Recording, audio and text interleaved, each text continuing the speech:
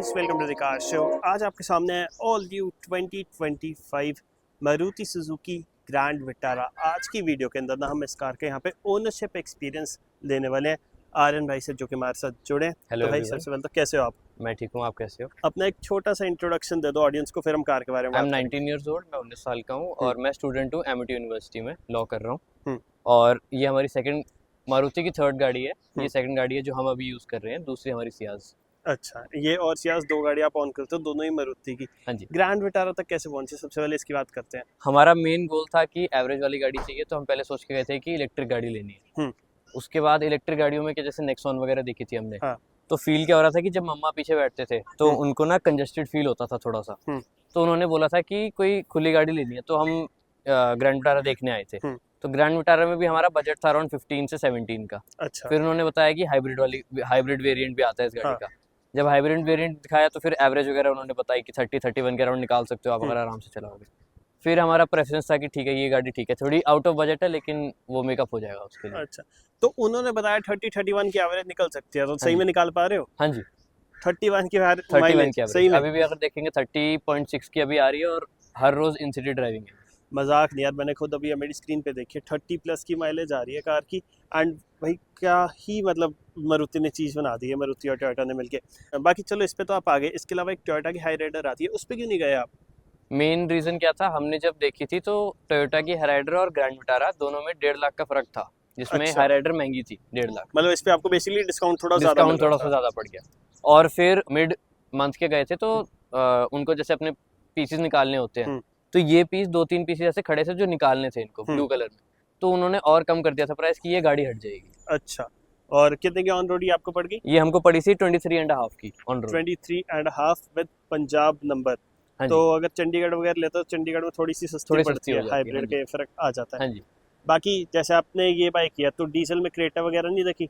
Diesel हमारी preference नहीं है, क्योंकि हमारी डेली ड्राइविंग जैसे डीजल के लिए होता है ना कि डेली ड्राइविंग ज्यादा होती है। हाँ हाँ हाँ। तो हमारी डेली ड्राइविंग नहीं है, हमारी अराउंड 20 से 30 किलोमीटर होती है डेली ड्राइविंग, तो डीजल का हमारा लेने का फायदा नहीं था। और फिर ये गाड़ी जैसे अब ये हो गया हमारा रिटायरमेंट प्लान काइंड ऑफ है कि अब जब सियाज हटा देंगे तो ये गाड़ी लास्ट है।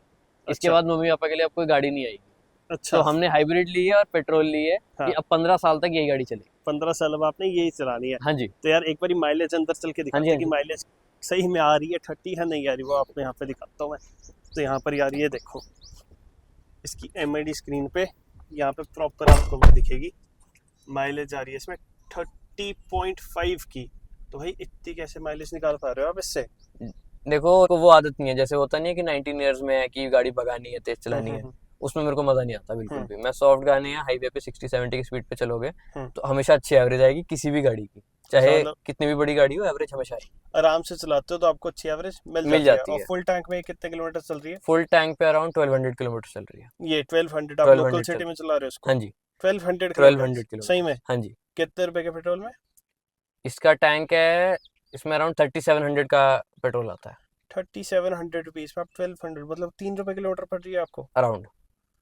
तो यार और क्या ही चाहिए, 3 रुपए किलोमीटर पड़ रही है, ये तो मेरे हिसाब से आपको इलेक्ट्रिक से भी ज्यादा वो लग रही होगी बेनिफिशियल। इलेक्ट्रिक में हमको दिक्कत क्या थी, अगर हम इलेक्ट्रिक ले चार्जिंग की बहुत दिक्कत है। एक चार्जिंग की होगी तो फिर वो बेसमेंट में आप चार्जिंग का पोर्ट वगैरह लगवाओगे, और उसमें होता क्या है, अगर जितने पैसे आप सोच रहे हो आप पेट्रोल में सेव करोगे, उतने आप बैटरी के लिए अप फ्रंट पे करोगे। और उसके बाद 7 साल के बाद, 7 या 8 साल के बाद वो बैटरी खत्म हो जाएगी, वो रिप्लेसमेंट होगी। और मान लो हमने नेक्सॉन ली होगी 20 या 22 लाख की, अगर हम नेक्सॉन लेते फिर उसकी 7 या 8 लाख की बैटरी लगती 7 साल के बाद, तो वो पैसे एक्स्ट्रा ही पड़ रहे हैं उस पर। अच्छा। और अगर मान लो कभी हम कहीं एक्स्ट्रा लंबे रूट वगैरह पे भी जाते हैं तो फिर बैटरी की टेंशन है कि बैटरी खत्म हो जाएगी, आराम से चलानी है। बाकी यार एक चीज मैं नोट करूं, कार के अंदर ना बहुत ही बढ़िया सी फ्रेग्रेंस आ रही है, क्या लगाया हुआ वो आपने? मैंने इन्वॉल्व 1 का परफ्यूम लगा के रखा हुआ है। अच्छा, ये लगा हुआ है इन्वॉल्व 1 का मोहितो लेमन। हाँ जी। बहुत ही मस्त फ्रेग्रेंस आ रही है यार इससे। उठा लूं मैं एक बार? हाँ जी, हाँ जी। तो ये देखो यार, ये लगाया हुआ है भाई ने अपनी कार के अंदर इन्वॉल्व 1 का मोहितो लेमन का परफ्यूम। बहुत ही सर्टल और बहुत ही सूदिंग सीधा फ्रेग्रेंस मिल रही थी कार के अंदर।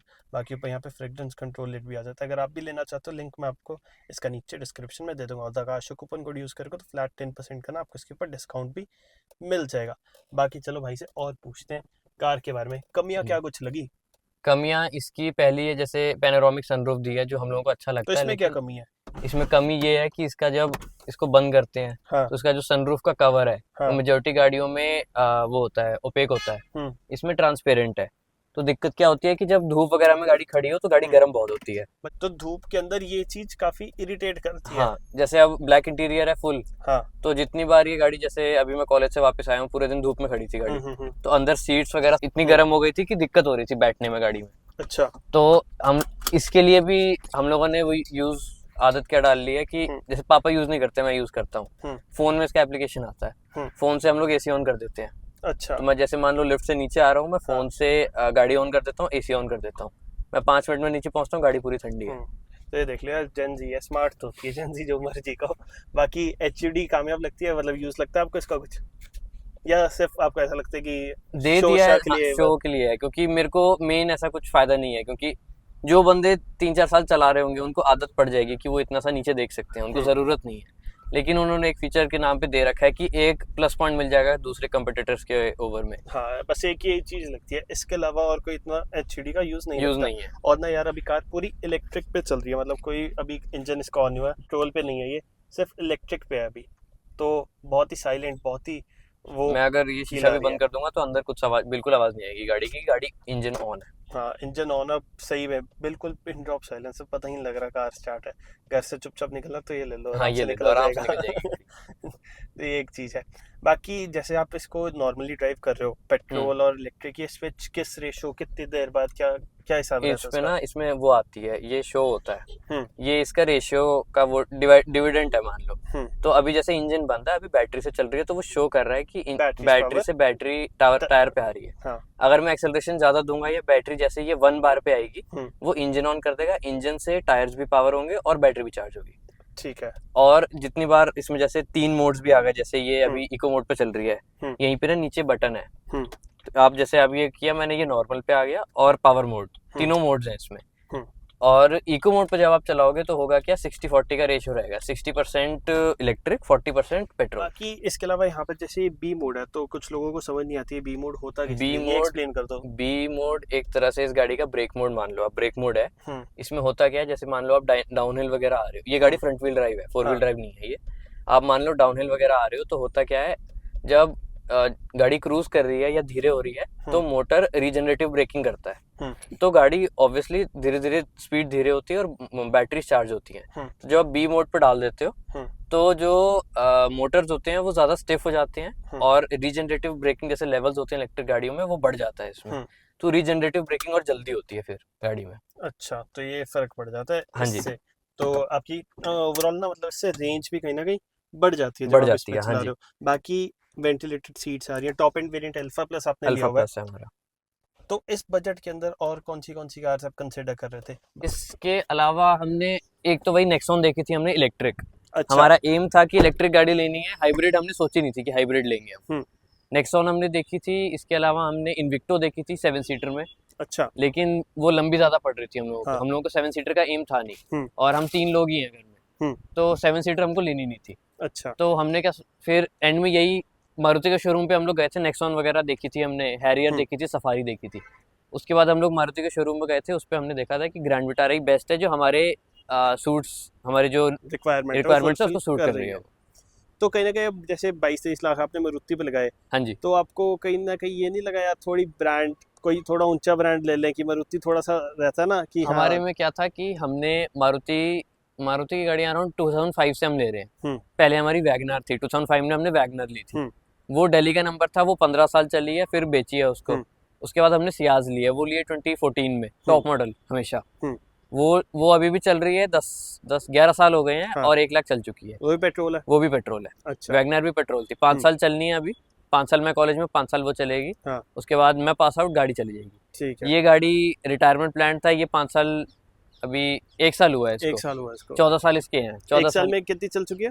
ये अराउंड चली है अभी 12,000 चली है। 12,000 किलोमीटर चल चुकी है। और अगर सेटिस्फैक्शन लेवल देखें कि 10 में से कितना नंबर दे दोगे आप इसको? 10 में से इसको 9.5। 9.5। सारी नंबर क्यों काट रहे हो? हाँ जी, आधा नंबर, क्योंकि हर गाड़ी कभी परफेक्ट नहीं होती है, हमेशा थोड़ी सी इंप्रूवमेंट हर गाड़ी में हो सकती है। ठीक है। बाकी पापा आपके एडवोकेट है? हाँ जी, डीएलएफ में एडवोकेट है पापा। ठीक है। आपको वैसे एक चीज बताओ, इन शीशों के लिए रोका है? ये टिंटेड आते हैं इसके अंदर, चंडीगढ़ में कभी रोका है? नहीं, चंडीगढ़ में भी ये रूल्स वगैरह हमने ये सब मेरे को ऑटोमोटिव के उसमें बहुत नॉलेज रखना चाहता हूँ मैं हमेशा।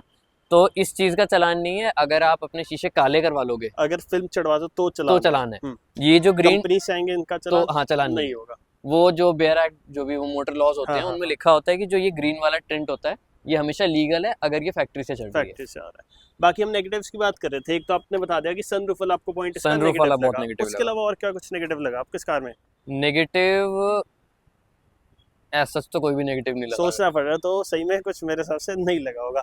और अंदर जैसे रैटलिंग नॉइस वगैरह कभी फेस करनी पड़ी अभी तक? रैटलिंग कार में नॉइज थोड़ा इशू एक रहता है इस चीज का। जो मेरे को लगता है, मेरे तो जैसे मैं एंड्रॉइड यूज करता हूँ, आईफोन में मेरे को फील होता है जो इसका वायरलेस चार्जिंग पैड है। हाँ। जो वायरलेस चार्जिंग होते हैं फोन्स में हमेशा अलग अलग पोजीशंस पे होते हैं। बिल्कुल। तो जब आईफोन रखते हैं, जैसे पापा फोन रखते हैं तो पापा का फोन चार्ज नहीं होता है, लेकिन मैं अपना फोन रखता हूँ मेरा।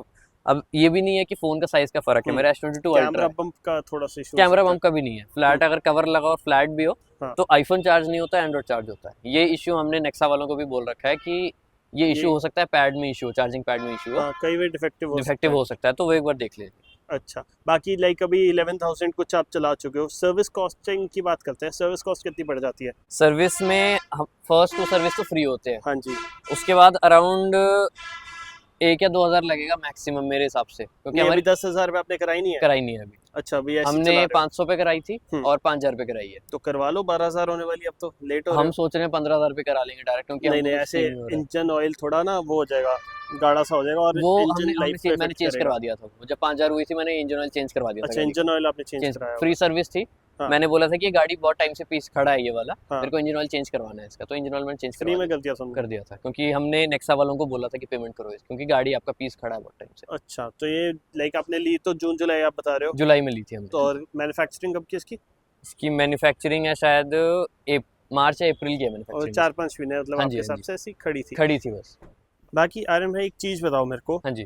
कि इस कार की आपको गियर शिफ्टिंग कर सकती है, इलेक्ट्रिक सीवीटी गियर बॉक्स आता है इसमें। हाँ जी। तो गियर शिफ्टिंग में आपको जो क्या कुछ ऐसा कुछ फील होता है? देखो हम लोग जैसे मेजॉरिटी टाइम इको मोड में चलाते हैं क्योंकि हम लोगों को भगानी वगैरह नहीं है। तो इको मोड में होता क्या है, जब आप सीवीटी में चला रहे हो नॉर्मल हाईवेज पे 60-70 पे चल रहे हो तो गाड़ी क्रूज कर रही है। लेकिन अगर आपको वो इंस्टेंट एक्सेलरेशन वाला चाहिए, आप पूरा एक्सेलेटर दबाते हो, अराउंड 0.5 सेकंड का आपको फील होगा कि एकदम से पुल नहीं हो रही है, लेकिन फिर पुल होती है।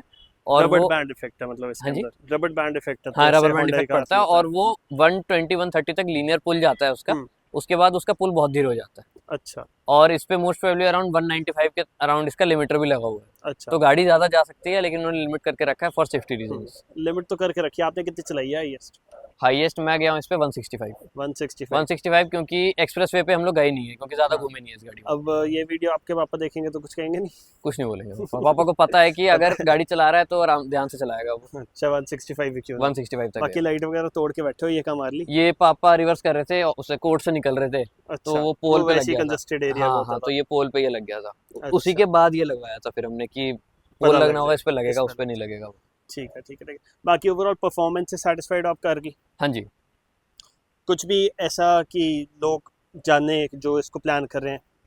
मैं तो बस इतना सा बोलूंगा, अगर ये कलर ले रहे हो तो पीपीएफ करवा लो गाड़ी पे, सिरेमिक कोटिंग नहीं करवाना। सिरेमिक कोटिंग से आपकी शाइन बहुत अच्छी रहेगी, लेकिन आप देख सकते हो ये स्क्रैचेस, ये एक स्क्रैच लगा हुआ है, यहाँ पे एक लगा है, ये स्क्रैचेस डार्क कलर अगर रबिंग से हट जाएंगी। लेकिन हमारा क्या हुआ था, हमारी इस गाड़ी का एक्सीडेंट हुआ है एक बार। अच्छा। ये पार्किंग में खड़ी हुई थी सेक्टर 8 चंडीगढ़ में, और उसमें हुआ क्या था कि कोई एसयूवी थी, फॉर्च्यूनर एंडेवर कोई गाड़ी थी वाइट कलर की, उसने रिवर्स की थी और वो जो ड्राइवर डोर है वो पूरा दब गया था। अच्छा, तो वो रीपेंट कराया था। तो अब हुआ क्या था, हमने सिरेमिक कोटिंग लगाई हुई है।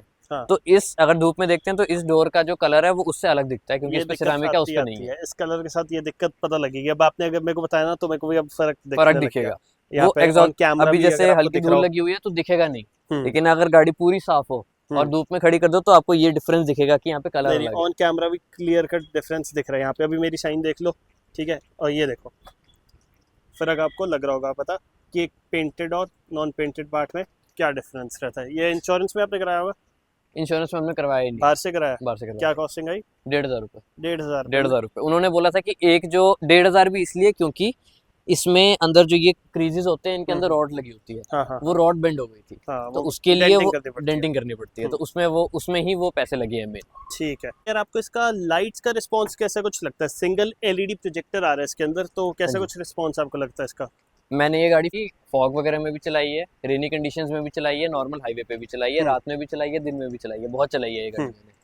और ओवर एक्सेल करती है ये गाड़ी रात ड्राइविंग लाइट्स के कंडीशंस डिपार्टमेंट वगैरह में, लाइट्स वगैरह इसकी हमेशा और सेटिस्फाइड हो लाइटिंग सेटिस्फाइड है। सेटअप से हाँ भी? जी, हाँ जी। ठीक है। फॉग वगैरह में भी जैसे बोलते नहीं है कि फॉग में एकदम वाइट लाइट नहीं होनी चाहिए, वो हाँ रिफ्लेक्ट हाँ। करती है, दिखती नहीं है। हम्म। इसमें इतना नहीं होता है क्योंकि हम लोगों को अराउंड 100 मीटर के आगे देखना है गाड़ी को कंट्रोल में रखने के लिए। थोड़ी सी ना इसकी पोजीशन भी नीचे है, तो मेरे हिसाब से वो भी इफेक्ट इफेक्ट करता है। करती है क्योंकि मेन रोड और आगे की गाड़ी देखनी है। हाँ, ज्यादा अगर ऊपर लाइटें होती हैं, जैसे हम रात में तो गाड़ी चला उसमें रहे हैं, दिक्कत आती है फॉग में, जो दिक्कत मेरे को आती है, लगता है। हाँ।